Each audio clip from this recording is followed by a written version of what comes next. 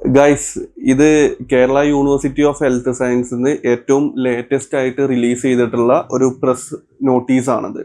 അതായത് Kerala university of health science ഇപ്പോൾ നമ്മുടെ ചാനലിൽ ഏറ്റവും കൂടുതൽ ഡിസ്കസ് ചെയ്യുന്നത് നഴ്സിംഗ് ഉൾപ്പെടെ മറ്റുള്ള പാരാമെഡിക്കൽ കോഴ്സുകളെ കുറിച്ചിട്ടും മെഡിക്കൽ റിലേറ്റഡ് കോഴ്സുകളെ കുറിച്ചിട്ടുമാണ് കൂടുതലും നമ്മുടെ ചാനലിൽ ഡിസ്കസ് ചെയ്യാറുള്ളത്. അപ്പോൾ പ്ലസ് ടുവിന് ശേഷം ഈ പാരാമെഡിക്കൽ കോഴ്സുകൾ കേരളത്തിൽ ഒരുപാട് അംഗീകാരമില്ലാത്ത കോളേജുകളിൽ കോഴ്സ് റൺ ചെയ്യുന്നുണ്ട്. അപ്പോൾ അതുമായിട്ട് ബന്ധപ്പെട്ട കാര്യങ്ങളാണ് ഈ പ്രസ് റിലീസിൽ വളരെ കൃത്യമായിട്ട് കാര്യങ്ങൾ പറയുന്നുണ്ട്. ഏറ്റവും ലേറ്റസ്റ്റ് ആയിട്ട് വന്നിട്ടുള്ള ജൂലൈ 17 റിലീസ് ചെയ്തിട്ടുള്ള ഒരു നോട്ടീസാണത്. അപ്പോൾ ഇതിന്റെ കോപ്പിയും കാര്യങ്ങളൊക്കെ നമ്മുടെ വാട്സപ്പ് ചാനലിലും അതുപോലെ തന്നെ വാട്സപ്പ് കമ്മ്യൂണിറ്റി ഗ്രൂപ്പിലൊക്കെ ഷെയർ ചെയ്തിട്ടുണ്ട്. എന്നാലും പല കുട്ടികൾക്കും ഇതിന്റെ ഒരു സീരിയസ്നെസ് ഇപ്പോഴും മനസ്സിലായിട്ടില്ല. ഇപ്പോൾ കേരളത്തിലെ നഴ്സിംഗും അതുപോലെ തന്നെ പാരാമെഡിക്കൽ കോഴ്സുകളും ഒരുപാട് കോളേജുകളിൽ ഉണ്ടെന്ന് നമുക്കറിയാം. പക്ഷേ കുഹാസിന്റെ അണ്ടറിലും അതുപോലെ തന്നെ അമൃത വിശ്വവിദ്യാപീഠത്തിന്റെ അണ്ടറിലും അതായത് അമൃത യൂണിവേഴ്സിറ്റിയുടെ അണ്ടറിലും മാത്രമാണ് നമുക്ക് അംഗീകാരത്തോടു കൂടി നഴ്സിംഗ് ഉൾപ്പെടെയുള്ള പാരാമെഡിക്കൽ കോഴ്സുകൾ കേരളത്തിൽ പഠിക്കാൻ പറ്റത്തുള്ളൂ. അപ്പോൾ ഇതിന്റെ ഒരു ഏറ്റവും വലിയൊരു ബുദ്ധിമുട്ട് എന്താണെന്ന് ചോദിച്ചാൽ നമ്മൾ മുമ്പും നമ്മുടെ വാട്സപ്പ് ചാനലിലൊക്കെ ഡിസ്കസ് ചെയ്യുന്ന കാര്യമാണ്. കേരളത്തിന്റെ അകത്ത് തന്നെ ഇപ്പൊ Rajiv Gandhi university of health science provide ചെയ്യുന്ന കോഴ്സുകൾ കേരളത്തിൽ പഠിപ്പിക്കുന്നുണ്ട്. അപ്പോൾ അത് ഒക്കെ വളരെ ഫേക്ക് ആയിട്ട് പഠിപ്പിക്കുന്ന രീതിയാണ് ഇതൊക്കെ. അതുപോലെ തന്നെ ഇപ്പോൾ മഹാരാഷ്ട്രയിൽ വരുന്ന യൂണിവേഴ്സിറ്റി, രാജസ്ഥാനിൽ വരുന്ന യൂണിവേഴ്സിറ്റികൾ, പോണ്ടിച്ചേരി വരുന്ന യൂണിവേഴ്സിറ്റികളൊക്കെ ആയിട്ട് ടൈപ്പ് ചെയ്തിട്ട് കേരളത്തിന്റെ അകത്ത് തന്നെ പല പ്രമുഖ, ഞാൻ ഹോസ്പിറ്റൽസിന്റെ പേരും കാര്യങ്ങളൊന്നും പറയുന്നില്ല, വിദ്യാർത്ഥികൾ ഇതുപോലത്തെ കോളേജുകളിൽ അഡ്മിഷൻ എടുക്കുമ്പോൾ വളരെയധികം ശ്രദ്ധിക്കണം. കാരണം നിങ്ങൾക്ക് പിന്നീട് രജിസ്ട്രേഷൻ കിട്ടാൻ ബുദ്ധിമുട്ടായിരിക്കും, പുറത്തോട്ടേക്ക് പോകാൻ ബുദ്ധിമുട്ടായിരിക്കും. നമുക്ക് എന്തിന് ഗവൺമെന്റ് PSC എക്സാംസ് പോലും എഴുതാൻ ഇതുപോലത്തെ സർട്ടിഫിക്കറ്റ്സുകൾ ബുദ്ധിമുട്ടാവും എന്നുള്ളതാണ് Kerala university of health science പറയുന്നത്. അപ്പോൾ നമുക്ക് ഈ പ്രസ് റിലീസിന്റെ കംപ്ലീറ്റ് കാര്യങ്ങളൊന്ന് പരിശോധിച്ച് നോക്കാം. കേരള ആരോഗ്യശാസ്ത്ര സർവകലാശാല KUHS 2026 ജൂലൈ 17 പുറത്തിറക്കിയ ഔദ്യോഗിക പ്രസ് റിലീസിന്റെ പൂർണ്ണരൂപം താഴെ നൽകുന്നു. Press release. അംഗീകാരമില്ലാത്ത കോഴ്സുകളിൽ പ്രവേശനം. വിദ്യാർത്ഥികൾ ജാഗ്രത പാലിക്കണം. കേരള ആരോഗ്യശാസ്ത്ര സർവകലാശാല vice chancellor professor doctor Mohanan Kunnummal. Thrissur 6,80,596. സന്ദേശം. കേരളത്തിലും മറ്റ് സംസ്ഥാനങ്ങളിലും വിദേശരാജ്യങ്ങളിലുമായുള്ള മെഡിക്കൽ ആരോഗ്യശാസ്ത്ര കോഴ്സുകളിലേക്ക് പ്രവേശനം നേടാൻ ആഗ്രഹിക്കുന്ന വിദ്യാർത്ഥികളും രക്ഷിതാക്കളും കോളേജിന്റെയും കോഴ്സിന്റെയും നിയമസാധുതയും അംഗീകാരവും കൃത്യമായി പരിശോധിച്ച ശേഷമേ പ്രവേശനം നേടാവൂ എന്ന് കേരള ആരോഗ്യശാസ്ത്ര സർവകലാശാല KUHS vice chancellor professor doctor Mohanan Kunnummal അറിയിച്ചു. കേരളത്തിൽ മെഡിക്കൽ, ഡെന്റൽ, നഴ്സിംഗ്, ഫാർമസി, അനുബന്ധ ആരോഗ്യശാസ്ത്രം, ആലൈഡ് ഹെൽത്ത് സയൻസസ് ബിരുദ കോഴ്സുകൾ നടത്താൻ കേരള ആരോഗ്യശാസ്ത്ര സർവകലാശാലയുടെ അംഗീകാരവും അഫിലിയേഷനും നിർബന്ധമാണ്. എന്നാൽ ആവശ്യമായ അംഗീകാരമില്ലാത്ത നിരവധി സ്ഥാപനങ്ങൾ നഴ്സിംഗ്, അനുബന്ധ ആരോഗ്യശാസ്ത്ര ബിരുദ ഡിപ്ലോമ കോഴ്സുകൾ നടത്തുന്ന സാഹചര്യമുണ്ടെന്ന് വൈസ് ചാൻസലർ ചൂണ്ടിക്കാട്ടി. കേരള ആരോഗ്യശാസ്ത്ര സർവകലാശാലയെ കൂടാതെ കോയമ്പത്തൂരിലെ Amrita Vishwavidyapeetham deemed to be സർവകലാശാലയ്ക്ക് മാത്രമാണ് അവരുടെ കേരളത്തിലെ സ്ഥാപനങ്ങളിൽ ആരോഗ്യശാസ്ത്ര പ്രോഗ്രാമുകൾ നടത്താൻ അനുമതിയുള്ളത്.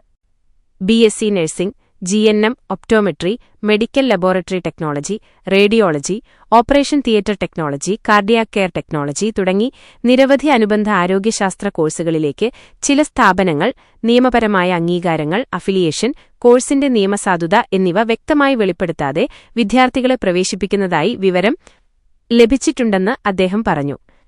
അനുബന്ധ ആരോഗ്യശാസ്ത്ര ബിരുദ കോഴ്സുകൾ കേരള ആരോഗ്യ സർവകലാശാലയുടെയോ അമൃത വിശ്വവിദ്യാപീഠത്തിന്റെയോ അംഗീകാരമുള്ളതാണെന്നും പഠനം പൂർത്തിയാക്കിയ ശേഷം ബന്ധപ്പെട്ട അലൈഡ് ഹെൽത്ത് പ്രൊഫഷണൽ കൗൺസിലിൽ രജിസ്ട്രേഷൻ ലഭിക്കുന്നതിന് അർഹതയുണ്ടെന്നും വിദ്യാർത്ഥികൾ ഉറപ്പാക്കണം.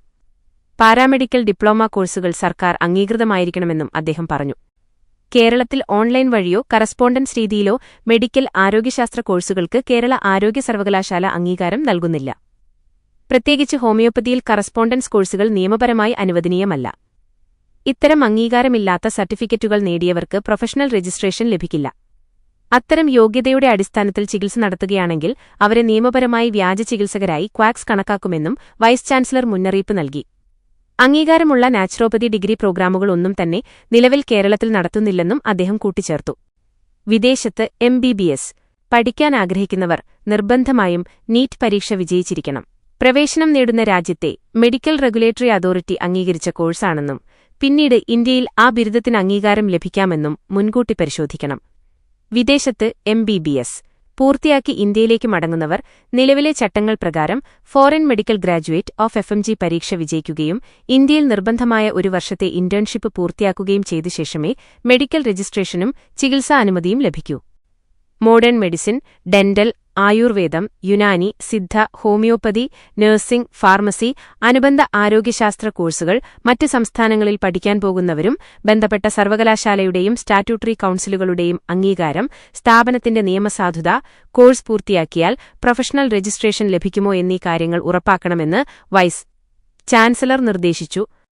വിദ്യാർത്ഥികളുടെ ഭാവിയും തൊഴിൽ യോഗ്യതയും സംരക്ഷിക്കുന്നതായി പ്രവേശനത്തിനു മുൻപ് എല്ലാ അംഗീകാരങ്ങളും സൂക്ഷ്മമായി പരിശോധിക്കേണ്ടത് അനിവാര്യമാണ്. പരസ്യങ്ങളെയോ സ്ഥാപനങ്ങളുടെ അവകാശവാദങ്ങളെയോ മാത്രം ആശ്രയിക്കാതെ ബന്ധപ്പെട്ട സർവകലാശാലകളിലും റെഗുലേറ്ററി കൌൺസിലുകളിലും നിന്ന് വിവരങ്ങൾ ഉറപ്പാക്കിയ ശേഷമേ പ്രവേശനം നേടാവൂ എന്നും പ്രൊഫസർ ഡോക്ടർ മോഹനൻ കുന്നുമ്മൽ അഭ്യർത്ഥിച്ചു. കേരളത്തിലെ GNM ഓഫ് GNM കോഴ്സിന്റെ അംഗീകാരവും നിയന്ത്രണവും. കേരളത്തിൽ general nursing and midwifery HGNM ഒരു ഡിപ്ലോമ കോഴ്സാണ്. ഇത് കേരള ആരോഗ്യശാസ്ത്ര സർവകലാശാല KUHSയുമായി അഫിലിയേറ്റ് ചെയ്ത കോഴ്സല്ല. GNM കോഴ്സിന്റെ നിയന്ത്രണവും അംഗീകാരവും പ്രധാനമായും Kerala nurse and midwives council KNMC, Indian nursing council INC എന്നിവയുടെ ചട്ടങ്ങൾക്കനുസരിച്ചാണ്. സർക്കാർ നഴ്സിംഗ് സ്കൂളുകളുടെ ഭരണനിർവഹണം directorate of health services DHS ആണ് നിർവഹിക്കുന്നത്. പ്രധാന ചുമതലകൾ: KNMC GNM സ്കൂളുകൾക്ക് അംഗീകാരം നൽകൽ, പരിശോധന നടത്തൽ, വിദ്യാർത്ഥി പ്രവേശനശേഷി, ഇൻടേക്ക് നിശ്ചയിക്കൽ, പരീക്ഷ നടത്തൽ, ഡിപ്ലോമ നൽകൽ, registered nurse and registered midwife RNRM registration നൽകൽ. DHS സർക്കാർ നഴ്സിംഗ് സ്കൂളുകളുടെ നടത്തിപ്പ്, ഭരണനിർവഹണം, പ്രവേശന നടപടികൾ എന്നിവ. INC രാജ്യവ്യാപകമായി GNM കോഴ്സിനുള്ള പാഠ്യപദ്ധതി, അടിസ്ഥാന സൗകര്യങ്ങൾ, അധ്യാപക യോഗ്യത, ക്ലിനിക്കൽ പരിശീലനം എന്നിവയ്ക്കുള്ള കുറഞ്ഞ മാനദണ്ഡങ്ങൾ നിശ്ചയിക്കുന്നു. GNM സ്കൂളുകൾക്ക് അംഗീകാരം ലഭിക്കുന്നതിന് വിദ്യാർത്ഥി പ്രവേശനത്തിനു മുൻപ് KNMCയുടെ അംഗീകാരം നേടിയിരിക്കണം. INC നിഷ്കർഷിച്ച അടിസ്ഥാന സൗകര്യങ്ങളും ക്ലാസ് മുറികൾ, ലാബുകൾ, ലൈബ്രറി, ഹോസ്റ്റൽ, ക്ലിനിക്കൽ പരിശീലന സൗകര്യങ്ങൾ, അധ്യാപകർ തുടങ്ങിയവ പാലിച്ചിരിക്കണം. അംഗീകൃത ആശുപത്രികളിൽ മതിയായ ക്ലിനിക്കൽ പരിശീലന സൗകര്യം ഉണ്ടായിരിക്കണം. KNMCയുടെ പരിശോധനയിൽ മാനദണ്ഡങ്ങൾ പാലിക്കുന്നതായി കണ്ടെത്തണം. KNMC അനുവദിച്ച പ്രവേശനശേഷിയിൽ അധികം വിദ്യാർത്ഥികളെ പ്രവേശിപ്പിക്കാനാവില്ല. പ്രധാനമായി അറിയേണ്ടത്: KNMC അംഗീകാരം ലഭിച്ച സ്ഥാപനങ്ങളിൽ പഠിച്ച് കൌൺസിൽ പരീക്ഷ വിജയിക്കുന്ന വിദ്യാർത്ഥികൾക്കാണ് RNRM രജിസ്ട്രേഷൻ ലഭിക്കുന്നത്. ഈ രജിസ്ട്രേഷനാണ് കേരളത്തിൽ നിയമബന്ധിതമായി നഴ്സായി സേവനം അനുഷ്ഠിക്കുന്നതിനുള്ള അടിസ്ഥാന യോഗ്യത. അംഗീകാരമില്ലാത്ത സ്ഥാപനത്തിൽ നിന്ന് GNM പഠിച്ച നഴ്സുമാർക്ക് വിദേശത്ത് ജോലി നേടുന്നതിൽ ഉത്തരേ ബുദ്ധിമുട്ടുകൾ നേരിടാൻ സാധ്യതയുണ്ട്. UK, Ireland, Australia, Canada, Gulf രാജ്യങ്ങൾ എന്നിവിടങ്ങളിൽ ജോലി ചെയ്യാൻ അംഗീകൃത നഴ്സിംഗ് യോഗ്യതയും സ്വന്തം രാജ്യത്തെ നഴ്സിംഗ് കൌൺസിൽ രജിസ്ട്രേഷനും നിർബന്ധമാണ്. അംഗീകാരമില്ലാത്ത സ്ഥാപനത്തിൽ നിന്ന് GNM ഓഫ് GNM പഠനം പൂർത്തിയാക്കിയവർക്ക് വിദേശ രാജ്യങ്ങളിലെ നഴ്സിംഗ് കൌൺസിലുകളുടെ രജിസ്ട്രേഷൻ, യോഗ്യത പരിശോധന, ക്രെഡൻഷ്യൽ വെരിഫിക്കേഷൻ, ലൈസൻസിംഗ് നടപടികൾ എന്നിവയിൽ ഗുരുതരമായ തടസ്സങ്ങൾ നേരിടേണ്ടിവരാം.